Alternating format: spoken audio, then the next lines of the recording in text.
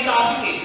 Na kung saan ay makikita natin na at the end, ang Diyos pa rin ang nagpakita ng pangangalaga sa atin. Because, siyempre, ginawa natin yung nais eh. Na nagkaroon tayo ng interesante sa kanyang salita, nakinig tayo, binasa natin, inapply natin sa buhay natin. No. We are going to the right direction. Diba? So yun po ang makita natin na wisdom as we have studied na makikita natin na ito po ay nagproprotekta ng atin pong mga dano. Ang mga dano natin mapanganib. Nandiyan ang demonyo. Diba? Kung bakit ang mundo natin ay napakamanganib because they were all inspired. You know, any person that has no Christ in his heart is devil-possessed. Di tayo naniniwala na devil-possessed lang ay may extra power na kahit kaya mo ng tanikala, kasing laki ng tanikala ng barko doon sa angkura niya. Eh, nababali niya. O, natanlinisip yung kanyang mga mata, nagbabago yung kanyang mga pusos. Alam nyo, kapatid, kaya yan ang bababae, kaya yan ang lalaki, kaya yan ang lansing, kaya yan ang bububog ng asawa. Pusos ng demonyo yun. Kaya kanyang sumagot yan sa nanay, napaka-pastos. Di ba? Kasi pusos ng demonyo yan. Any person that is not possessed by God and he is not indwelt by the Holy Spirit, it means that they are unsaved, are devil-possessed. They are possessed by the devil. Kaya sabi ng Panginoon, ye are of your father the devil. Kaya sanay kayo magsinungaling kasi anak kayo ng demonyo. Kaya kayo kalit sa katotohanan kasi anak kayo ng demonyo. Eh kung anak ka ng Diyos, dapat natutuwa ka sa katotohanan. Pagkabat ko minsan masakit. Pero parang meron tayo rin yan sa sugat pagagalingin niya. Amen? Parang minsan mapait, pero kailangan natin muna. No, later, pag magaling ka na, ma-enjoy mo na yan. Kasi lumalago ka na eh.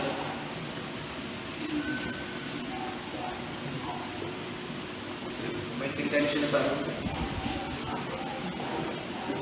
Pinagulungan na naman namin. Medyo nagkakamali yata ako sa mga statement ko dito.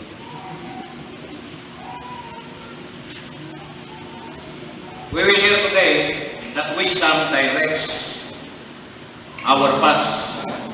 Okay? Not only protects our paths, but it will direct our paths. Look at verses 5. Okay? And 6.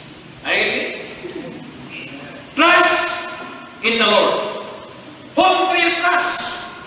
Woe to them that trust in the riches. Woe unto them that trust in their wisdom. Woe unto them that trust in their horses and even in their chariots. Woe unto them that trust in the work. Mga kapatid, walang dapat galaw ang Diyos sa ating pagtitiwala. Nagtitiwala ka sa galing mo. Nagtitiwala ka sa lakas mo. Nagtitiwala ka sa asawa mo. Nagtitiwala ka sa trabaho mo. Hey, listen! God will find ways to remind you, hindi yung asawa mo kailangan mo. Hindi yung trabaho mo kailangan mo. Okay? Walang iba kundi ang Diyos. Diba kaya kailangan tuturuan natin ang bawat isa dito na magtiwala sa Panginoon. Mapalad ka kung mayroon kang asawa na mabait at godly.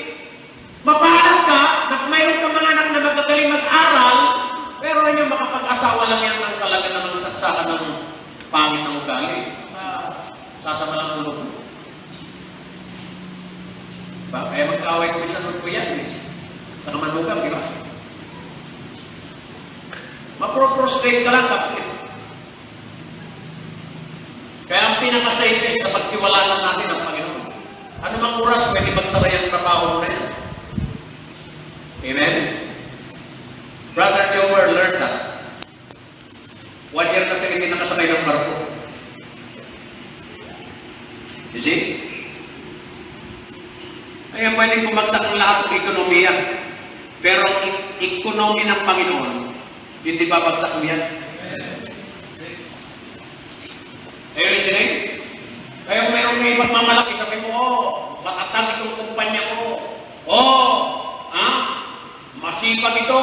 Ito. Alam niyo, pag hindi ka nag-invest ng personal ng pananampalataya at nawala yung mga crutches mo, pilay ka. You will never intimidate a person who learned how to trust God. You cannot. You cannot. Fear God, fear God, then you have nothing to fear. You see? Kaya sabi ko dito, trust in the Lord. The question is, how do you trust the Lord? Diba? Do you trust Him half-half? Sa Starbucks, may half-half.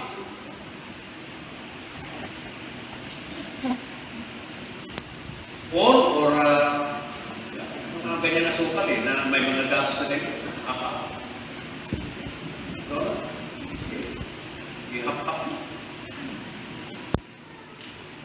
Ngayong minsan, yung pagtitiwala natin sa Panginoon, hindi lubusan.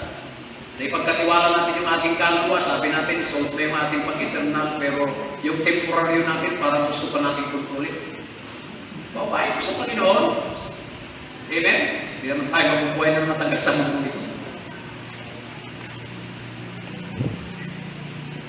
Trust in the Lord with all thy heart. You know, when you trust the Lord with all your heart, you will not lean in your own understanding.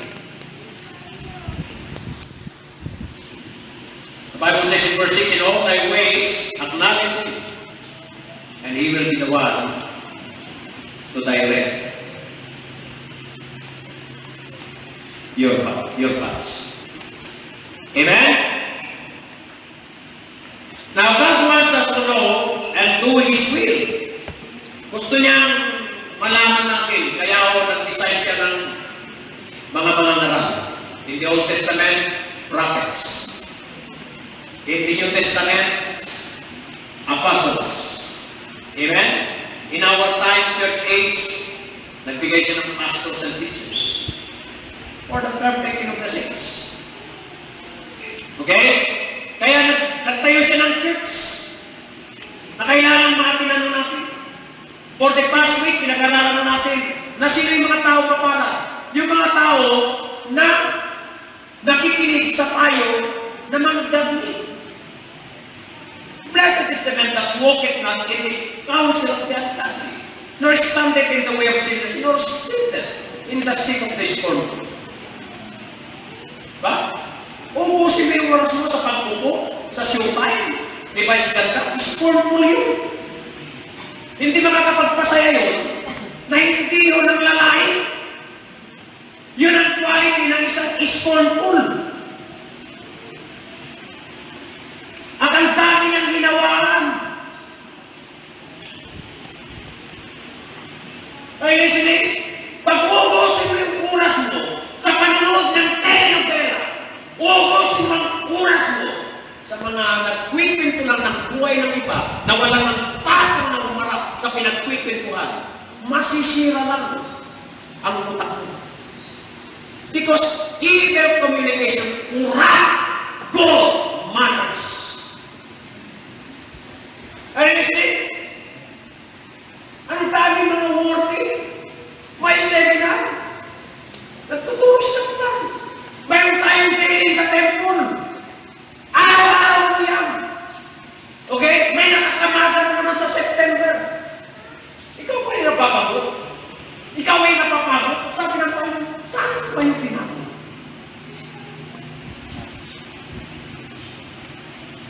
Hello?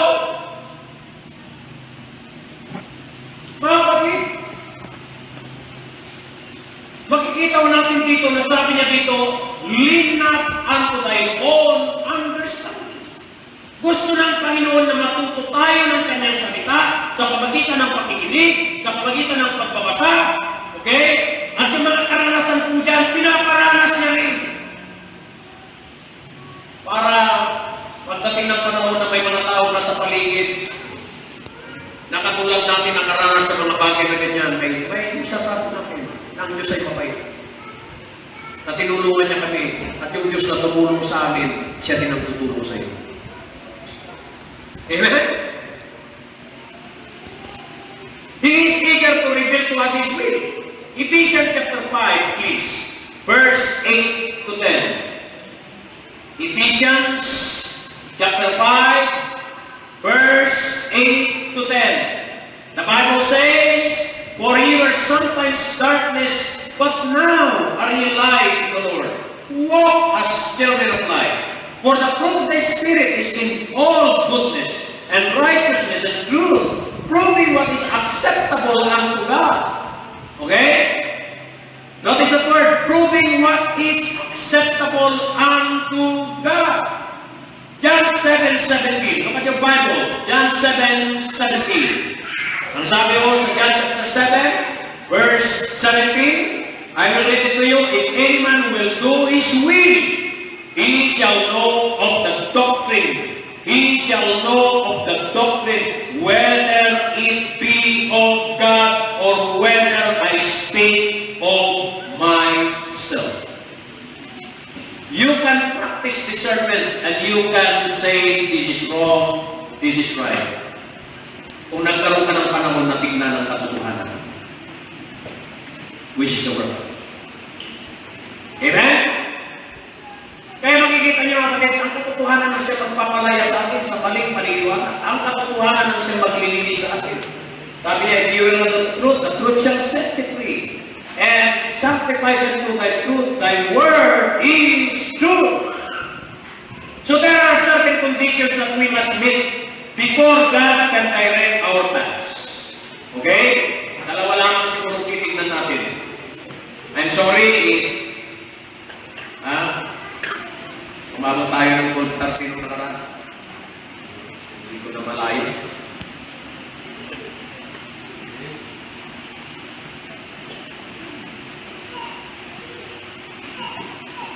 Una-una, so that God will direct our paths. Una-una, we have to listen to His word. Alam niyo, para tayo minsan si Samuel.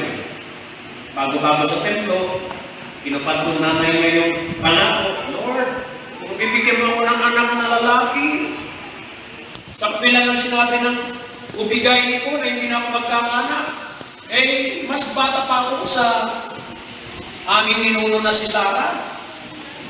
Sa kabila na si Sarah ay matanda na, kaunti, nagbuntis. Kaya ngayon, nandito kami. May bansang Israel. Dahil si Isaac ay nagkaanak din ng dalawa na si Esau at saka si Jacob. Ang pinili si Jacob, nagkaanak si Jacob ng 12, yun ang naging Israel. Alam niyo, sabi ko nga ako, lagi kong inuulit na sa mga pagsubok, pasahan natin. Tiwala tayo sa Diyos. Hayaan natin ng Panginoon ay gumawa ng lumalabot. Kasi naging pagpalakas ng loob yan ng mga sumusunod sa atin. Mayroong epekto po yun. Hindi yung totoo na si David ang unang giant slayer. Ang unang giant slayer ay sila Cain. Mayroong mga higanti na to. Di ba? May mga higanti na. Pero makita nyo na binbin lang at mayroon pa rin mga higanti nung dumating sila doon. Sino bang nauna? Si Cain o si David? Si Cain.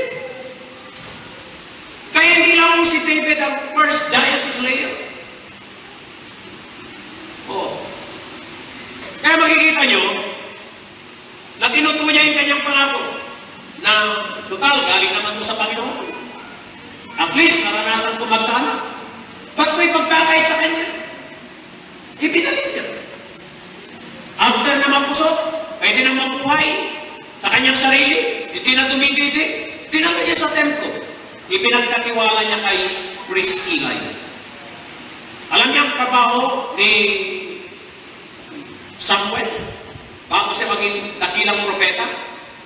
Siya ho ang tigasindi ng oil, ng Siya po nagakarga ng oil ng lamp, siya po nagalinis ng lamp, at ano man ang pinapagawa ni Priest Eli ay ginagawa niya. There were time na tinawag siya ng Panginoon sa gabi. Hindi niya ma-discern. Maligwas siya, ilang beses siya pumaligwas, kahit ilang beses din tumawag. At lagi niya sinasabi, nandito po ako at your service. Hanggang sinasabi ni Eli, hindi kita na tawagan natin. Bumalik ka. Hanggang ma-discern ni Eli na ang Panginoon ang tumatawag sa kanya. At kanyang itinayo na pag mayroon ka pang ulit na rinig, sabihin mo, speak Lord for thy servant. And that's the starting point. Na kung paano ay ginamit siya ng lubusan ng Panginoon to prepare him to be the great prophet of Israel. Amen? At first, wala siyang discernment. Pag nakikinig pa tayo, sa tagal na natin nakikinig ng salita ng Panginoon, at habang lumalapit, na-enjoy mo ba? O napuboring ka?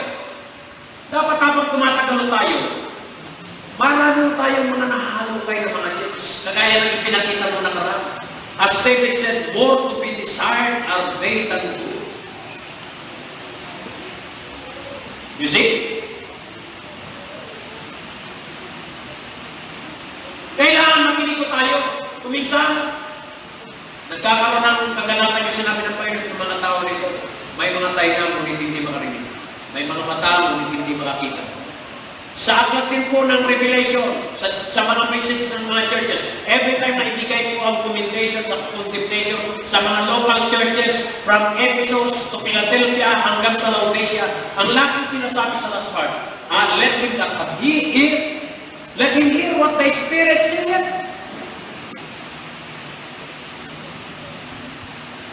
Diba? Pag umuwi ka, anong narinig mo na pakikiusap ng Panginoon sa'yo? I hope there is.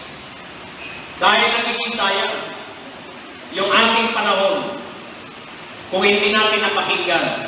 Alam nyo, yan ay isang pag-ahangatin na dapat ginagawa ng isang Kristyano. Gabi pa lang, dapat inihahangan ng sarili mo. Kinumugdisyon mo na yung utak mo. Kailangan lumayo ka na sa mga bagay na magpupuyat sa iyo. At spend mo yung time mo sa tamang pamapahinga. Panalangin! Pagkagising, iangka mo na yung sarili mo. Diba? Hanggat mari walang magalit, nakakasira ng espiritu.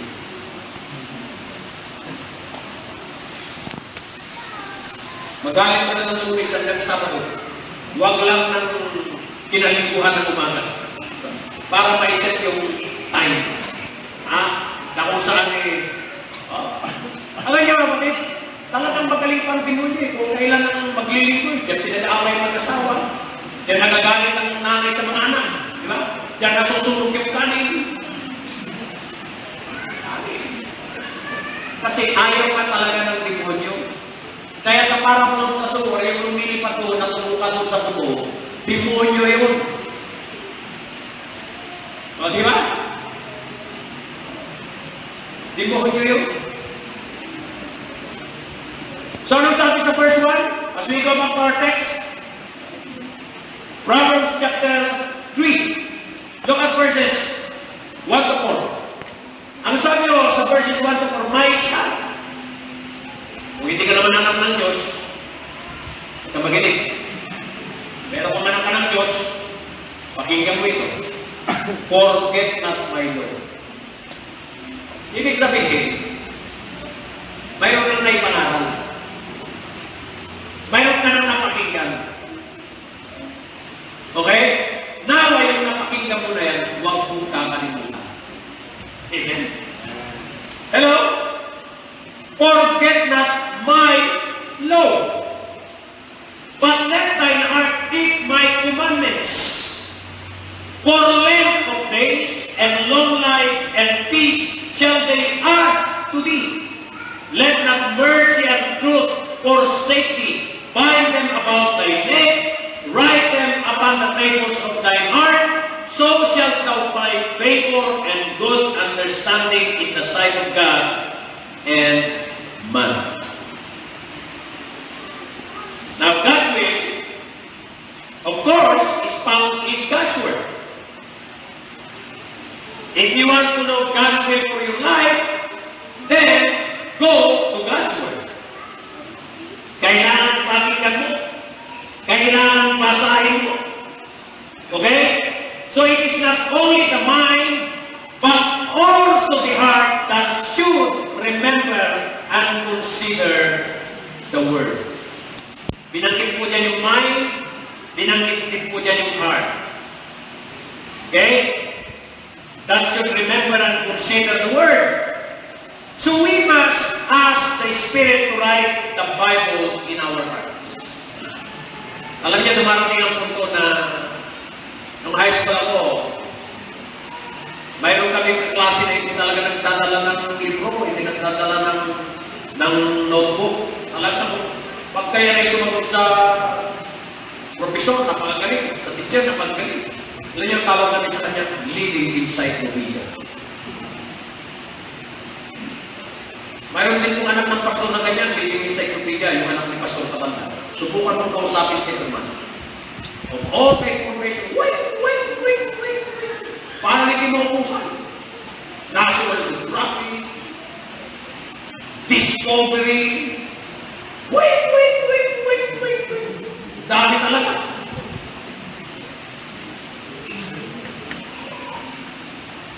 Mga Kristiano, memory verse. Tapos nakatayo. Walang kalaman sa salita ng Panginoon. Kaya pagdating ng kalungkutan, hindi makakomfort. Pagdating ng takot, hindi maging matapang. Ang tamang aksab ng Bible ka.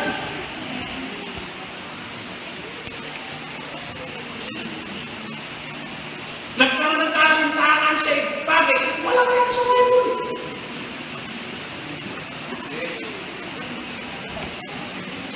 Pag-aalalahanan mo, galit pa!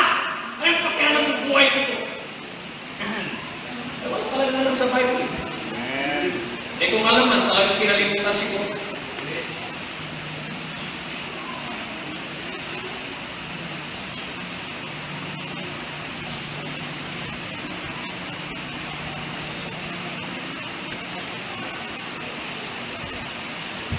Kaya alam nyo, talagang sabi nga ang Bible, dapat dumating sa punto na may sulat na sa ating puso din.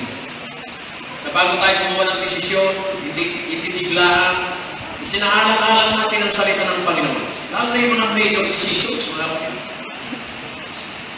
The most important decision that I made in my life when I came to know Him. Nung tanongin ako nung nandunit sa loob, tatanungin mo pang Panginoon. Talagang hindi ko makakalimutan yung araw na yun. Tinanggap ang Panginoon bilang aming salita.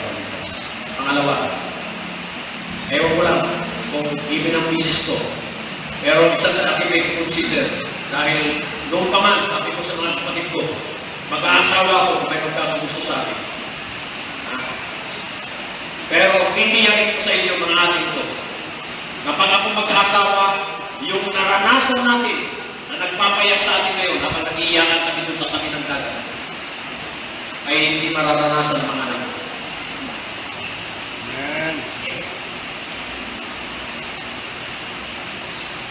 Ngayon, pag narating akong sagot ng mga babae, pagka tinanong ko kung anong nagustuhan nila sa boyfriend nila, puro one eh.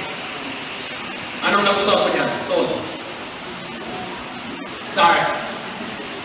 And handsome.